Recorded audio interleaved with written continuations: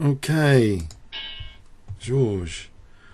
Let's play, I think, my B6 system. Okay, which he's playing B3. Okay, we've got similar ideas. Play for F5, sort of reverse Stonewall. With White having good dark square control. Unfortunately, the capacity for quick E4 doesn't look totally right because we can more light squares than usual. So he's delaying that E4. Okay. So yeah. What about E5 here? Just the E5. So I can just take in D4 if he plays D4 E4. If he plays E4, taking D4. Right, otherwise I'll support the centre. Okay. So Queen E7, Rook here, or something else. Okay, I'll get that F4 pressure going, block the bishop, D4. Looks alright so far.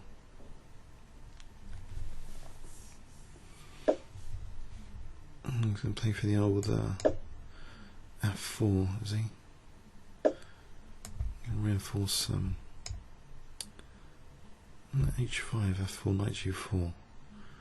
H5 looks terribly weakening though, but it might actually discourage F4.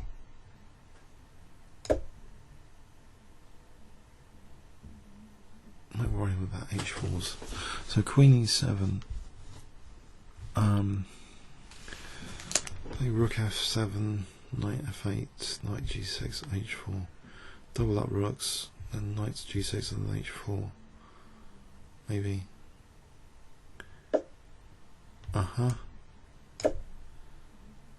So bishop's okay, guarding G4. Overkill, I would say. Knight F8, bishop C8. I can challenge this bishop, weaken his light squares. I hope, optimistically. Although he's going to get my dark square bishop. Let's get rid of this bishop.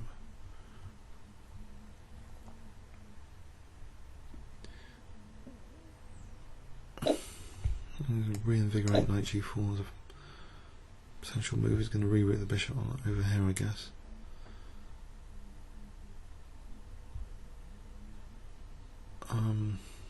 E5 is going to be mobile for playing E5. If he wants it. Oh, he doesn't. Okay.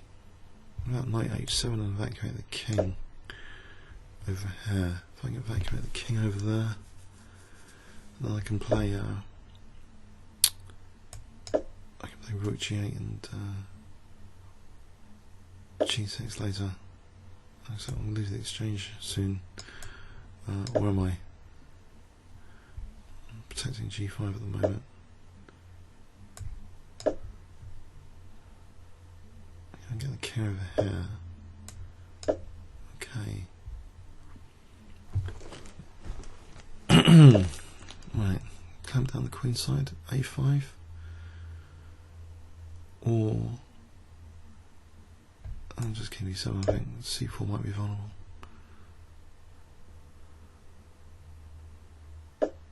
Right. There's nothing tactical on that. Can reinforce C5 with knight D7.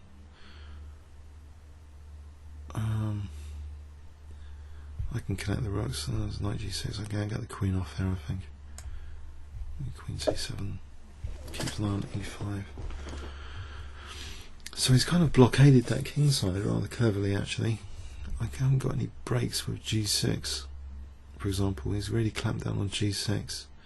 Has he clamped down on G5? Yes, he has. Yes, because of the en passant. So G6 and G5. So I'll clamp on this side then, if he's going to play A4. Okay, knight manoeuvres. Knight to B4. How can I get knight to B4 like this? D7 over here. D7 to... Okay. Okay, we're playing on the king side. Okay, finally the scene is set to play on the king side. He's going to get his pawns avalanching over here. So where do I want my knights? I want my pieces not to be completely crushed over here without losing a piece soon. Oh dear. F6 and G6, look. There's kings behind it though. Right, I can get knight F8 in. So queen H5, knight F8 if he really was going after my material.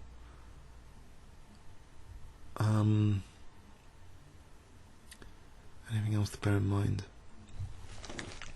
I don't think so. It's my worst piece at the moment. Okay, do I want to take the rook maybe? Get on this diagonal, threaten rook F5. Maybe G6. That's rook F5. Rook F5 would be useful.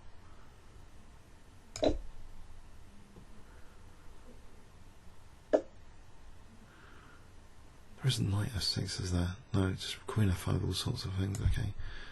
So just over here for a sec. It might be knight F6, not here. But in this position, knight F6. Okay, go for that here. So we're on that G6 pawn. Is the G6 pawn going to be dangerous though?